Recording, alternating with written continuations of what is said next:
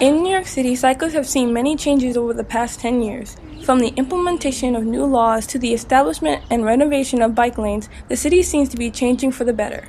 Although these changes have been good, there is still a problem with lack of respect for cyclists and cycle lanes. Sometimes I forget it's a person riding a bike and it's just an obstacle, and then remember that it's also a person there and they're more fragile.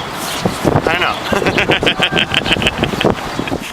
As far as pedestrians go, many of them don't seem to think of cyclists in the same regard as motorists.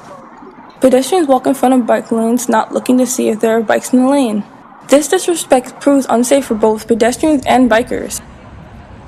They'll make a big group, and they don't realize that they're walking over a little bicycle symbol, and bike riders are trying to pass and go through there quickly.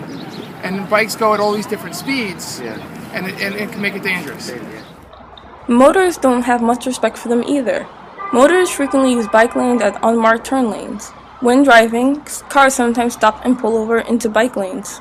I think it's just the aggression of driving, and because everybody's always in a hurry, and they'll just run over you. I don't know why, but I think it's just, get out the way.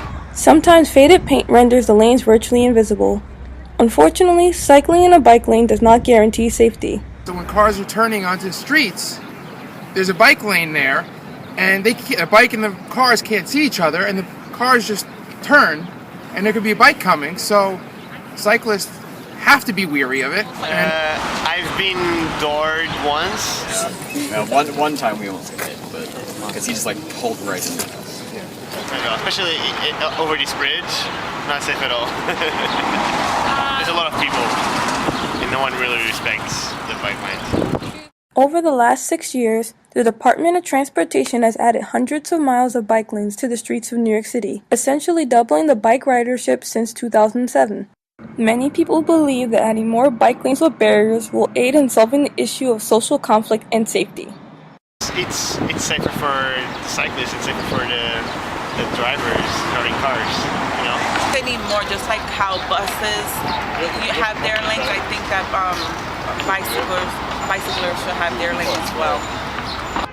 In addition to bike lanes, bike share programs are increasing bike ridership throughout the country.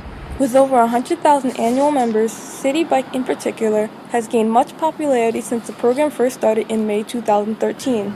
Cycling advocates believe the more cyclists there are on the streets, the more comfortable and safe cycling will become in the future.